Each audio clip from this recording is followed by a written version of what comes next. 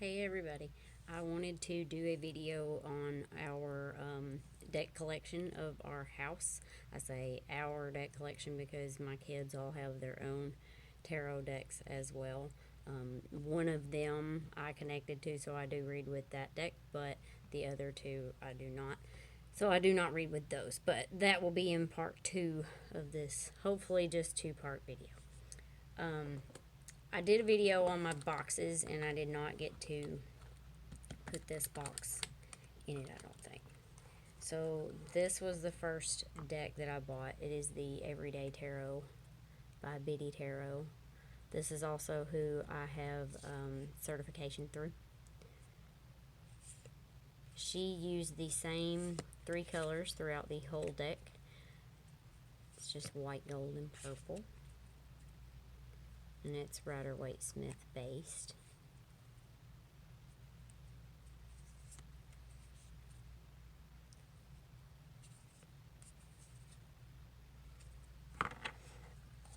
And I did make a box for it later on. This wasn't my first box, but I put a little pocket in there for the guidebook. It actually holds it quite nicely. And I used the back of the card for inspiration on that. And it says Everyday Tarot.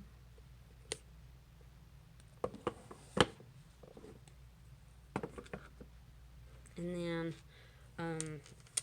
I had a hard time trying to learn how to read with that deck personally. So I got on YouTube and looked up decks for beginners, and I found the Morgan Greer, and this happened to be the mini version, which is absolutely perfect because I have small hands. But this deck was created in the 70s, and I've kind of always been a hippie at heart, so I really connected to this deck. And it is still my go-to. I can still, like, since this is the main one I learned to read with, I can read really well with it. And I'll just flip through a few of each deck.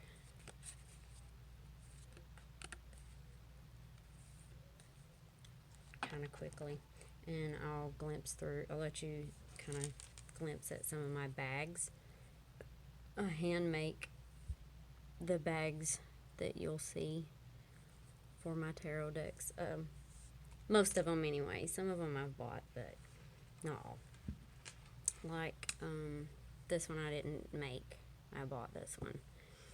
But I chose this one, this bag for this deck because of the back. It's the Anna K. This is a really nice deck. I like this deck.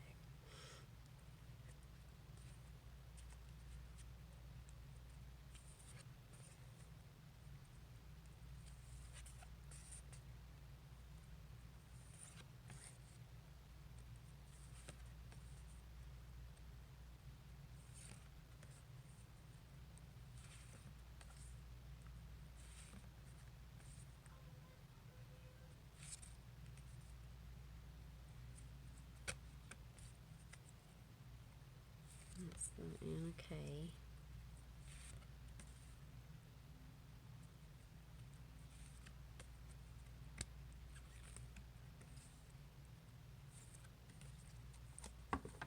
I love her death card, but I'm not going to try to take the time to sort through and find it because it's already going to be a long video with how many decks we have.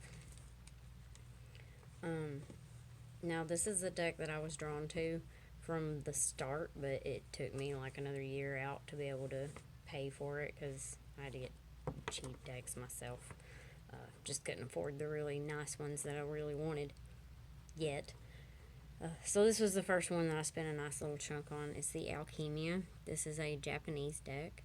The guidebook is in Japanese, so it's good that if you're drawn to this deck, you need kind of a backup book if you don't know how to read.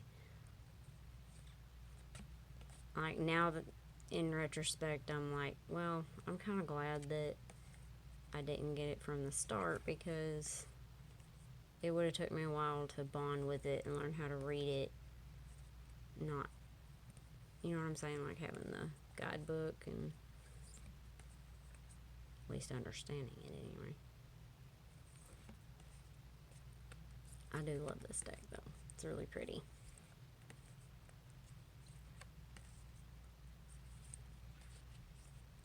My favorites, I definitely love the strength card in this deck, though I don't know if we're going to run across it. And then the Eight of, yeah, that one, haha, the Eight of Swords. I love this version of this card. It is Rider-Waite-Smith based too. All of my decks in this video at least will be Rider-Waite-Smith based. I do have a few Oracle decks, but those won't be in this video. They will be in the next. And that was, I think this one was my first bag that I made. So it's got these slick strings. I don't like the slick ones because it doesn't like stay bunched together like I like it to. I'm picky. This was one of my early decks. I'm showing you the bag. Is the Tattoo Tarot Ink and Intuition. This is a pip deck. A pip deck is like this Three of Cups compared to another Three of Cups. Like, it's not just 3 cups. It's usually the 3 women holding a cup or like something like that. See, the images are simple on the minor arcana. But the major arcana is illustrated. And the court cards are illustrated. The court cards are very beautiful, I think. Major.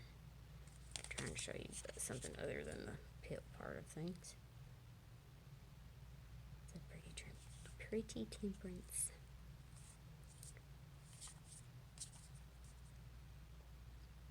And for those of you who know the Rider-Waite-Smith system, which is what's behind my head on this thing, and you see the devil card right there, how they have clothes on where they normally don't. My office area is in the living room. I have 3 fairly small children. My son will be 11. And they have friends over, so I thought maybe I need to put them some clothes on. Had to marker them up. Didn't want to, but you know how it is, kids.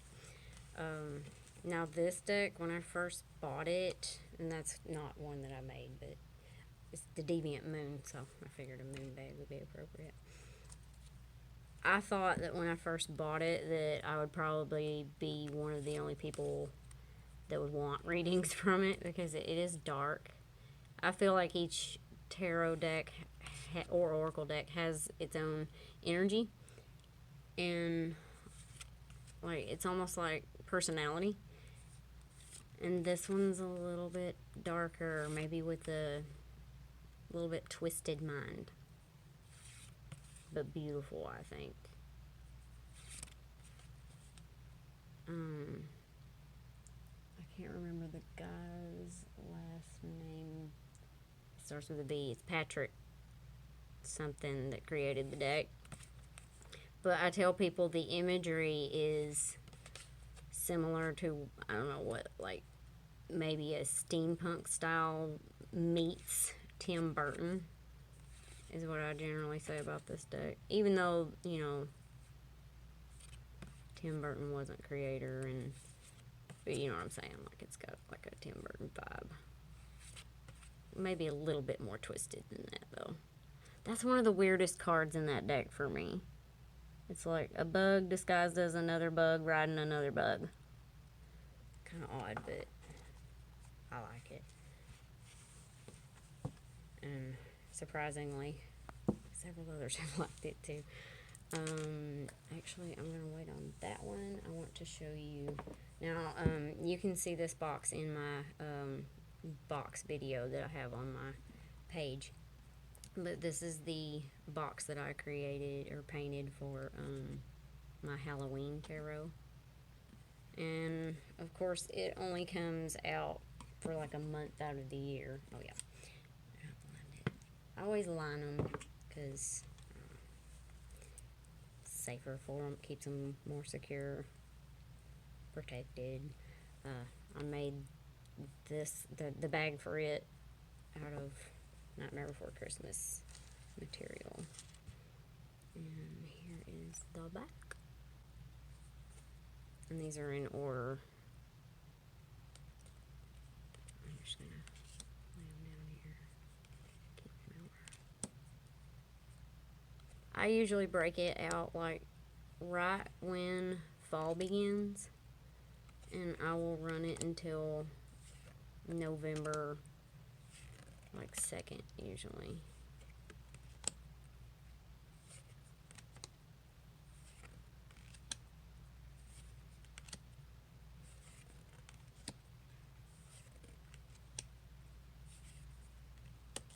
Okay, so I don't want to show you too many of each.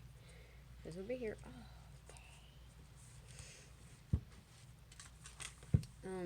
this is a Rider-Waite deck, Rider-Waite Smith, but it is tiny. See, the entire deck is in this little change purse, and it's just the exact, it's Rider-Waite Smith. This is just the tiny version. These are good for, if you're a reader, then it's good for personal use mainly, or if like you don't have space in your on your person to carry a deck, a normal size deck with you, then you know this might be a solution. But as a reader, a lot of people will use the tiny for a daily 1-card draw. So like I don't draw a card every single day, but each reader is unique. But this is how a lot of us learn, is drawing one a day and sitting with it. But I, draw one for the energy of the day or question of the day, whatever. And the last deck I'm going to show you in this video is my Housewives Tarot. And yeah, I created that bag for it. I wanted it to look like a quilt, like housewife, typical 50s housewife, 60s, because this deck is very 50s, 60s vibe. But I love it. I absolutely love this deck. It is not a pip deck, but it is Rider-Waite Smith based. I'd love to show you the Devil if I can. There's the Chariot and Lovers. Because the Devil just cracks me up. Aha.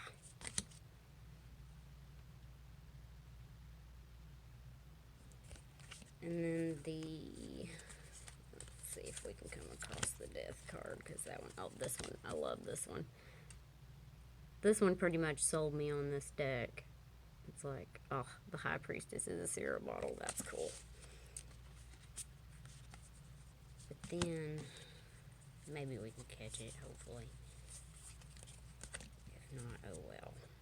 There's the Judgment. That one kind of pretty appropriate as that card anyway. Aha. And the last one I'll show you. The Death card. Salmonella. Oh, and there's the back. I like how it's like a picnic spread. Alright, that is all I'm going to show you for this video. That's part 1, and I will now record part 2.